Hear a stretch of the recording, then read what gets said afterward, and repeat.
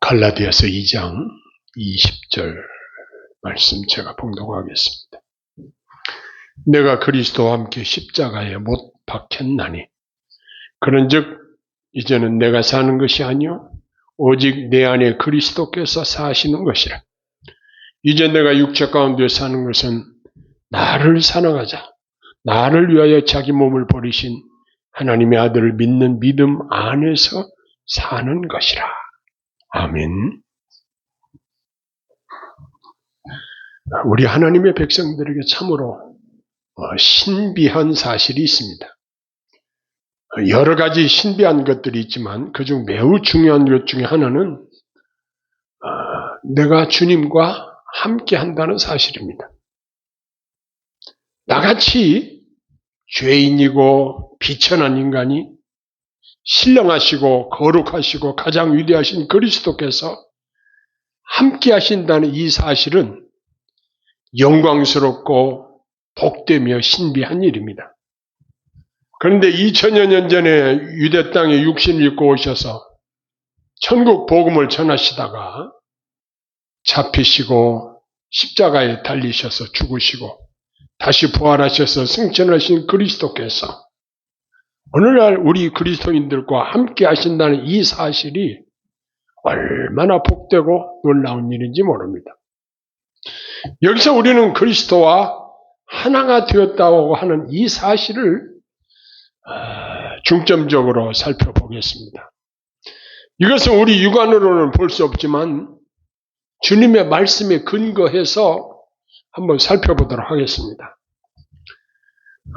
이와 관련해서 예수님은 요한복음 15장 4절 상반절에 말씀하시기를 내 안에 거하라 나도 너희 안에 거하리라 라고 말씀하셨습니다. 눈에 보이지도 않는 예수님 안에 거하라고 하시는 이 말씀이 우리 육신의 생각으로서는 도무지 이해가 안 될 수도 있습니다. 도무지 불가능하게 생각될 수도 있습니다. 그런데 예수님께서는 요한복음 15장 5절로 7절에 반복해서 내 안에 거하라고 말씀하시면서 나는 포도나무에 너희는 가지라. 그가 내 안에 내가 그 안에 거하면 사람이 열매를 많이 맺나니 나를 떠나서는 너희가 아무것도 할 수 없음이라. 사람이 내 안에 거하지 아니하면 가지처럼 밖에 버려져 마르나니 사람들이 그것을 모아다가 사느니라. 너희가 내 안에 거하고 내 말이 너희 안에 거하면 무엇이든지 원하는 대로 구하라. 그리하면 이루리라. 이렇게 말씀하셨습니다. 저는 요한복음 15장 7절에 있는 말씀을 버스 안에서 마음송을 한 적이 있습니다. 얼마나 은혜로운지 그 깊이를 측량할 수가 없었습니다. 아니 무엇이든지 원하는 대로 구하라. 그리하면 이루리라. 그 대상이 누구를 말하냐? 너희가 내 안에 내 말씀이 너희 안에 거하면. 다시 말하자면 주님과 동행하는 자들은 주님과 하나 된 자들은 우리 주님이 기꺼이 기쁘게 기도 응답을 약속하신 귀한 은혜로운 말씀인 것입니다. 우리가 이처럼 그리스도 안에 거하는 가장 훌륭한 증거는 열매 맺는 생활로 나타나게 됩니다. 이것은 복된 성도의 삶에서 반드시 나타나는 열매인 것입니다. 그런데 이것은 그리스도 안에 거하는 위에 다른 방법으로는 열매를 맺을 수 없는 것입니다. 그리스도 안에 거하며 그리스도를 사랑하며 그분을 믿는 믿음의 역사를 따라 사랑하는 성도에게 열매를 맺게 하신다는 사실입니다. 그것이 하나님의 아들 그리스도를 믿는 믿음의 삶인 것입니다. 그래서 주님은 아주 강조해서 말씀하시기를 너희가 나를 떠나서는 아무것도 할 수 없느니라. 이렇게 말씀하셨습니다. 우리가 그리스도를 떠나서는 아무것도 바르게 행할 수 없다는 것입니다. 포도나무 가지가 뿌리에서 수액을 공급받듯이 우리가 그리스도를 의지하는 것입니다. 만일 그리스도를 떠나면 어떻게 될까요? 그리스도 안에 거하지 않는 위선자들이 처할 무서운 상황을 주님이 말씀하십니다. 그 결과 그리스도 안에 거하지 않는 자들은 포도나무 가지에서 떨어진 가지들은 다 모아다가 땔감으로 불에 던져 사른다는 것입니다. 이것은 무서운 불심판의 경고의 말씀이기도 합니다. 그런데 우리 그리스도와 연합된 성도들의 특권이 뭐냐? 이게 아까 말씀드린 내 말이 너희 안에 거하면 무엇이든지 원하는 대로 구하라. 그리하면 이루리라. 이건 사도들의 약속도 아니고 예수님이 직접 약속하신 말씀입니다. 우리가 그리스도를 영접하고 모시는 것은 그리스도의 말씀 안에서 이루어집니다. 내가 그리스도 안에 거하고 그리스도의 말씀이 내 안에 거하면 기도 응답을 약속하셨습니다. 이렇게 그리스도 안에 거하는 자들은 그리스도의 말씀을 붙잡고 기도하면 이루어 주신다는 이 약속을 하고 계시는 것입니다. 이렇게 주어진 약속들은 우리가 많은 기도 응답을 통해서 체험하게 되는 것입니다. 그런데 이제 주님과 이 하나됨에 대해서 더 깊이 살펴보자면 우리가 그리스도와 연합하는 것은 물리적인 연합이 아니라 화학적인 연합인 것입니다. 물리적인 연합은 나무와 나무를 볼트로 조여서 붙여놓는 식, 이것이 물리적인 연합이라고 할 수 있을 것입니다. 그것은 언젠가 떨어질 수밖에 없습니다. 그러나 화학적인 연합은 완전히 녹아들어가 하나가 되는 것을 말하는 것입니다. 실제 그리스도와 성도의 연합은 바로 뗄래야 뗄 수 없는 이 화학적인 연합이라는 것입니다.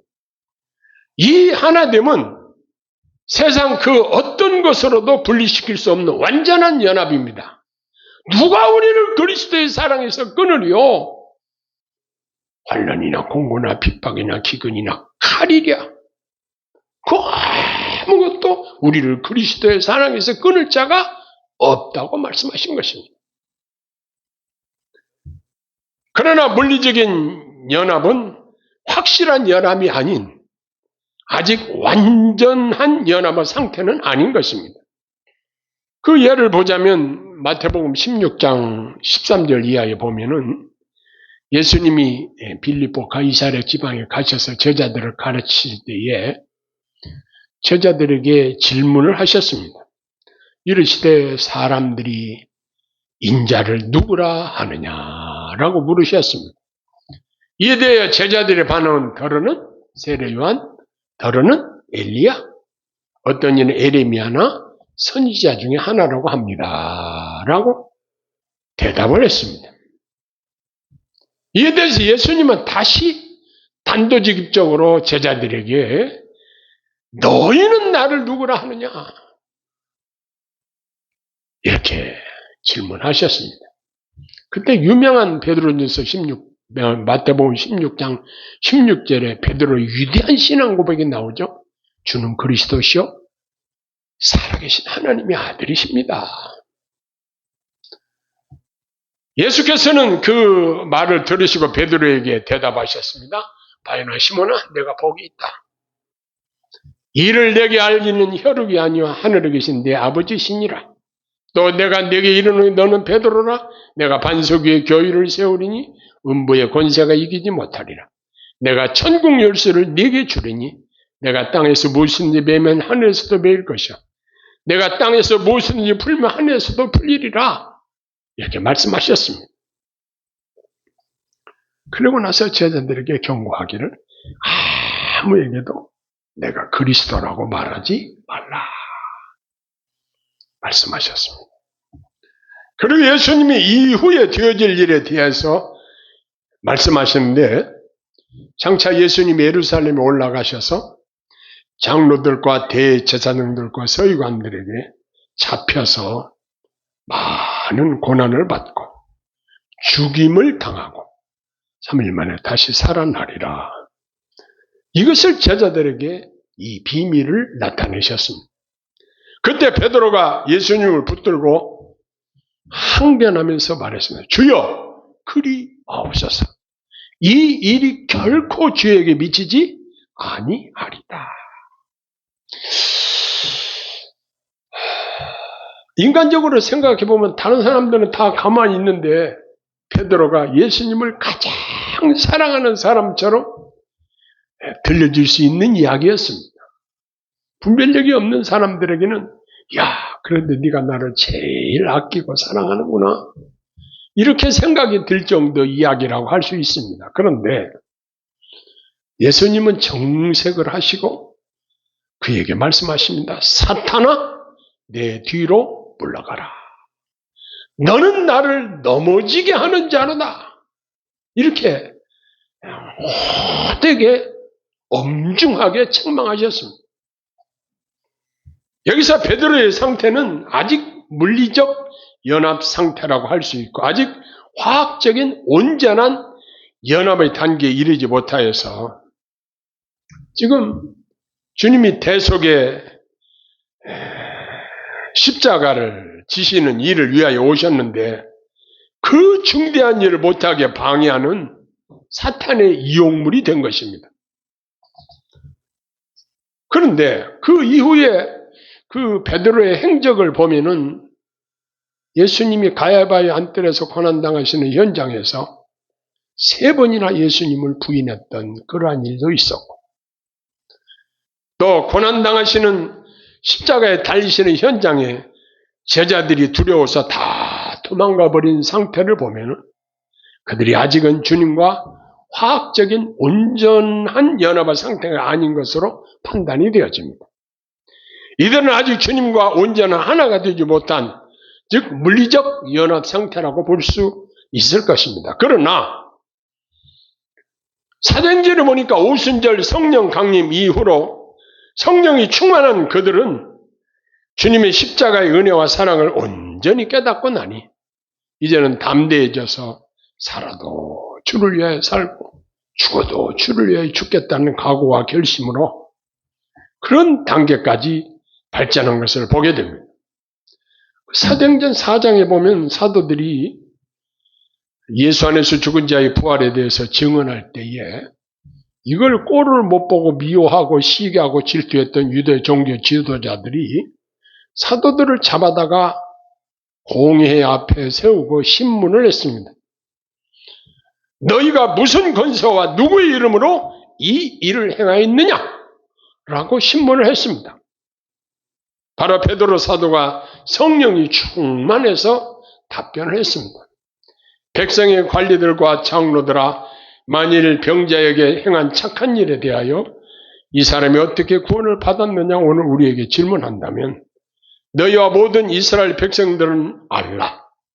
너희가 십자가에 못 박고 하나님이 죽은 자 가운데 살리신 나사렛 예수 그리스도의 이름으로 이 사람이 강건하게 너희 앞에 섰느니라.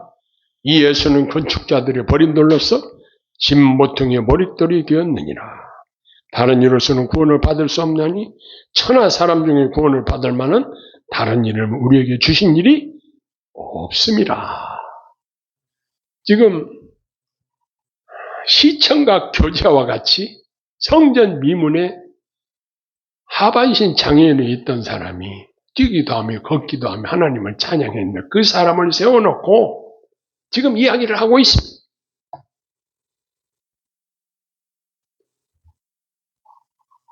그래서 이렇게 담대히 선포할 때 공의원들이 베드로와 요한이 담대히 말함을 보고 놀랐습니다. 아니 저놈들이 가방끈이 짧은데 무식한데 저렇게 말을 잘하나 했는데 사도들 옆에는 그리스도의 은혜로 기적적으로 병 나은 이 하반신 장애인이 증인으로 사도들 앞에 서 있으니 비난할 말이 없는 거예요. 그래서 그 사람들이 내린 처분이 뭐냐? 이 복음이 더 퍼지지 못하게 사도들을 이어버렸습니다. 이번엔 예수의 이름으로 아무에게도 말하지 못하게 하라!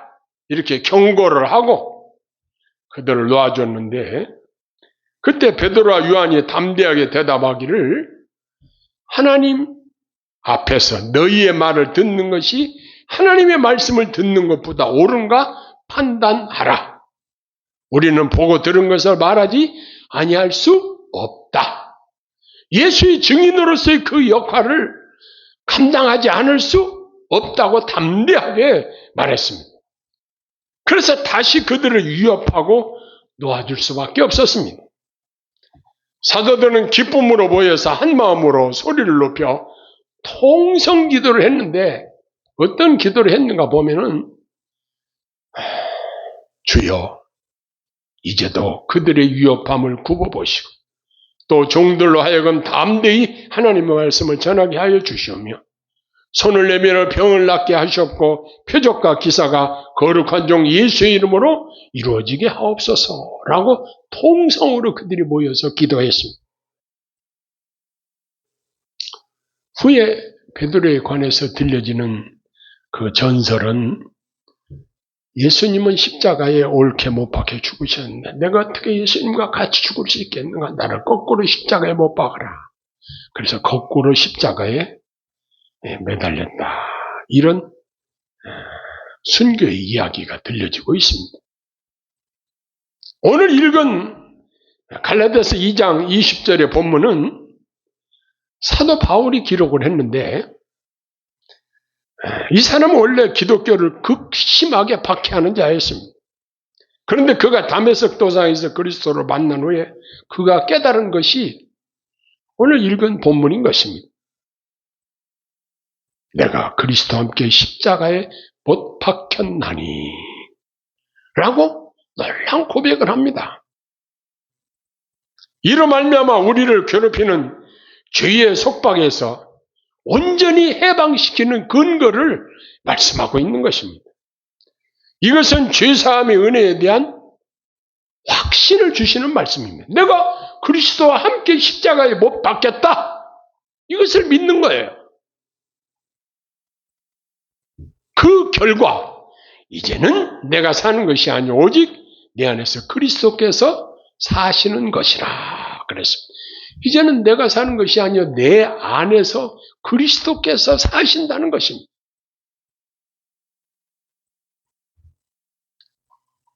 그래서 저와 여러분 안에 그리스도께서 들어오셔서 내 안에서 살아계신다는 이 역사하는 믿음을 우리가 믿는 것입니다. 그래서 성도의 몸을 다른 말로 하면 주님을 모신 전이라고도 성전이라고 말하기도 하는 것입니다.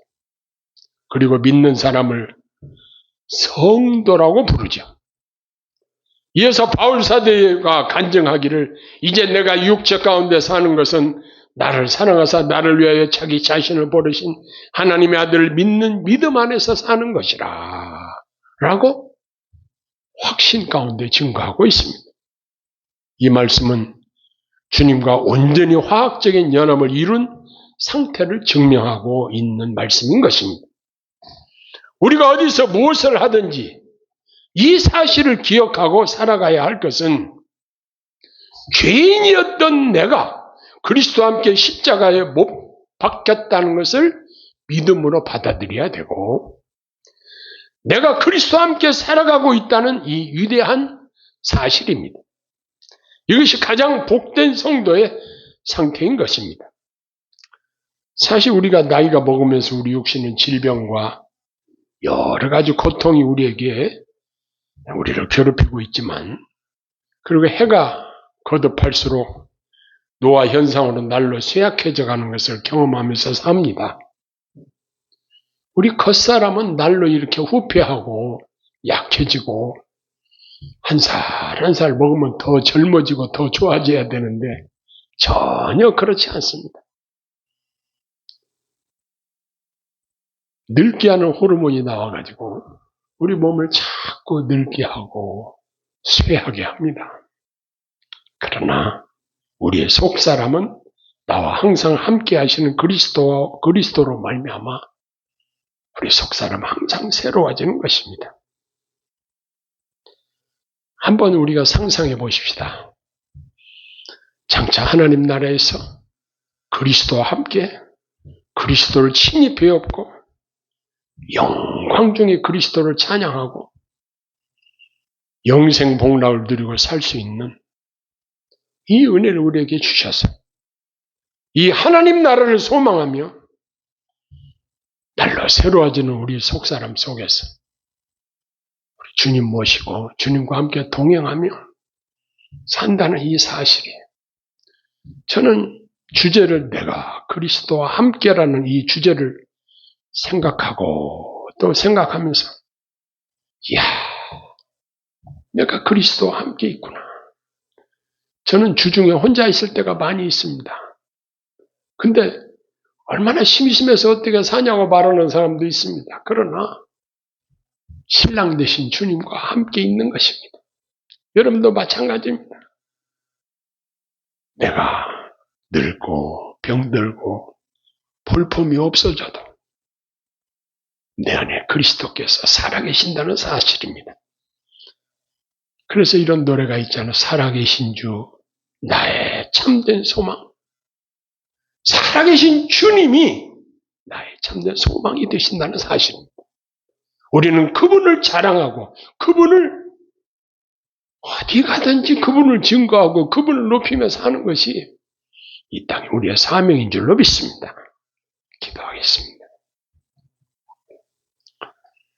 사랑의 아버지 하나님, 저희들이 무엇이란데 그리스도께서 우리와 함께 하시고 대속의 죽음을 죽어주시고